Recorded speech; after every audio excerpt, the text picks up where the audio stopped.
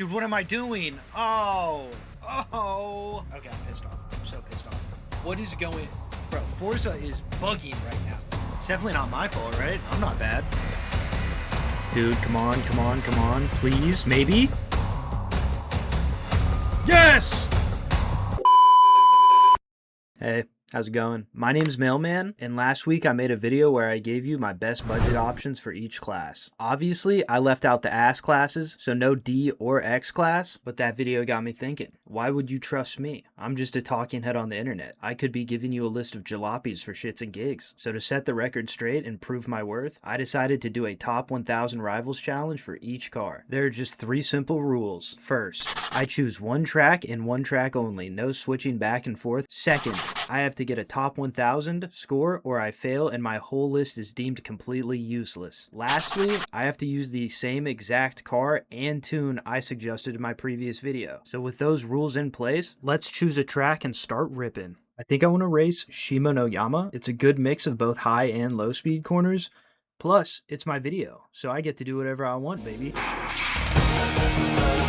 Yeah, the Celica absolutely owns C-Class. If you look at any of the Rivals leaderboards, this thing is pretty much always the world record holder. Or at least you're going to see a top 10, like, for sure. So I'm pretty confident about this particular car. I don't share that confidence with every single class. I think the one after this, B-Class, is going to be rather difficult. This car's so good, man. It's incredibly easy to drive. I'm not even, like, racing well right now, by the way. And I feel like this is going to be a relatively quick time.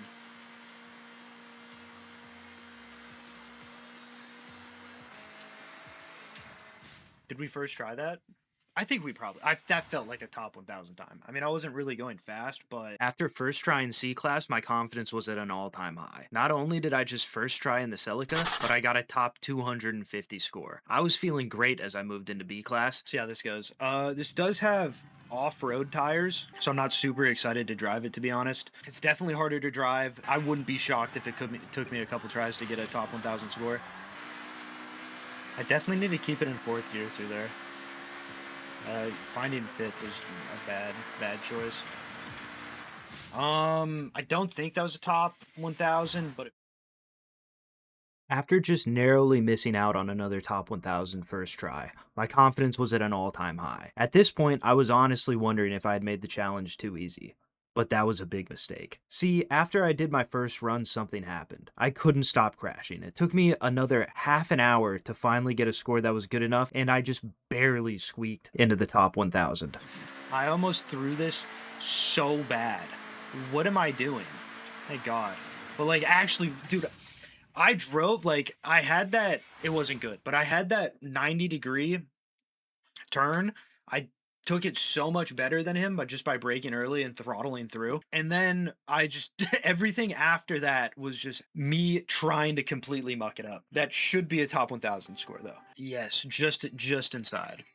As I moved into A-Class, I quickly regained my confidence. After all, I was worried about the Prelude going into this challenge. While it's definitely a good car and great for the price, it's off-meta at best. But now that I'm in a hard-meta car like the Ford GT, I won't have any problems.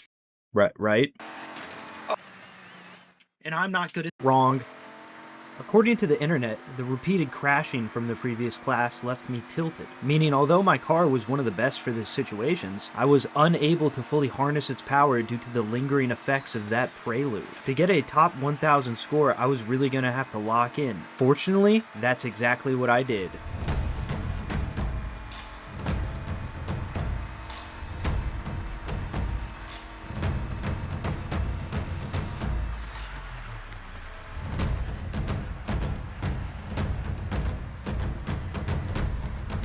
I feel like I took that poorly, but it doesn't matter.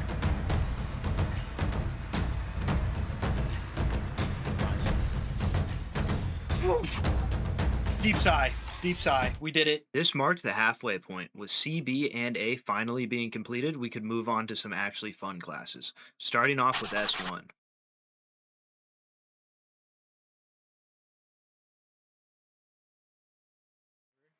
Hit a fence. Good for me. What if I take this straight out? I lifted. Oh, and I hit a wall. Alright, I have to remind myself that that ghost in front of me is not the top 1000th time.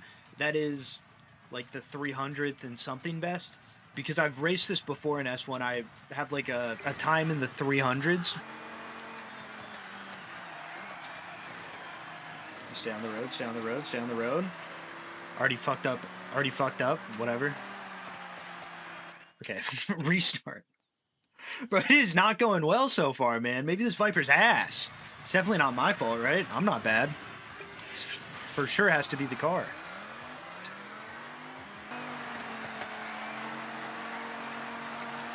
Oh, that was nice. That was nice.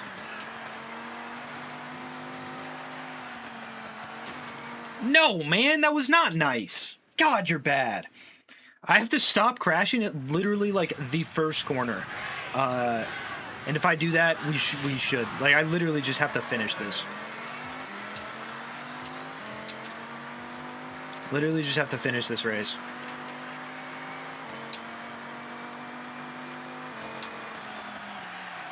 What did I just say, man? Stop crashing at the literal first corner. Let me get a deep breath in. Be a little chill. I don't have to push it as hard as my rival, my ghost rival is pushing it. So brake there. Could have went way wider. Probably should, but it's fine. Dude, this fucking Camaro, bro, it's messing me up. I try to follow his line, and he takes, like, the dumbest line ever, but it just works because his car is funky. Fuck this guy. I wish there was a keybind, kind of like in Trackmania, where you could just, like, hide your ghost. That would be very advantageous for me right now. Okay, also, that guy totally missed that checkpoint, no? Like, I'm not delusional, right? That thing just didn't look like it hit that checkpoint.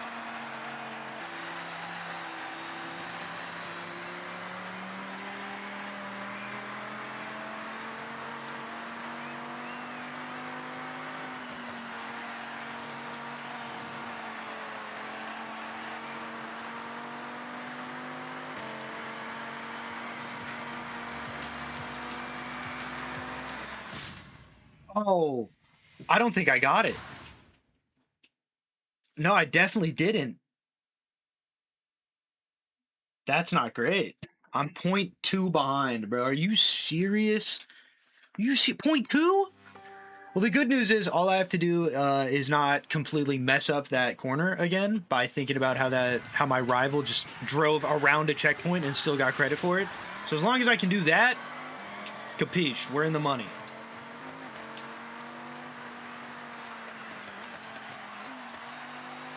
Look at him, he doesn't hit that.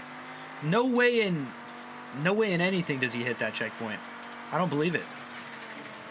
I hit that fence though.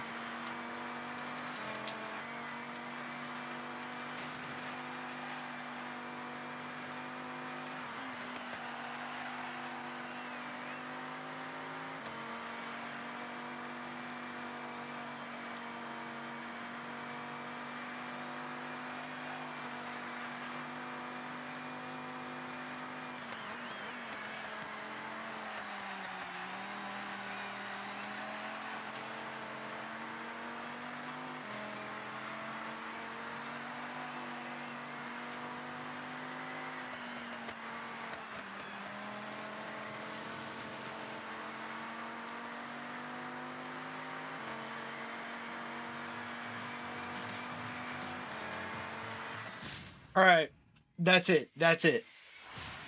Something to keep in mind too here is that the higher you go in terms of PI class, usually the more expensive cars are, which, you know, just like in real life, you want something fast, you got to pay more money for it. So the higher I go, the more trouble I'm probably going to have.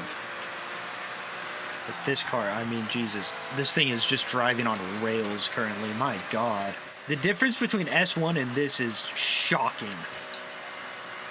Handling demon. My God. 5 seconds faster than my PR. Whew. Okay. Let's see where that is. That was a pretty good run. Not my best. I think there's definitely a couple points I could improve on. I think that's probably around 3K, to be honest. I still feel like I'm going to need to figure out how to get like a second or two off that time. So I said 3K, 1.5.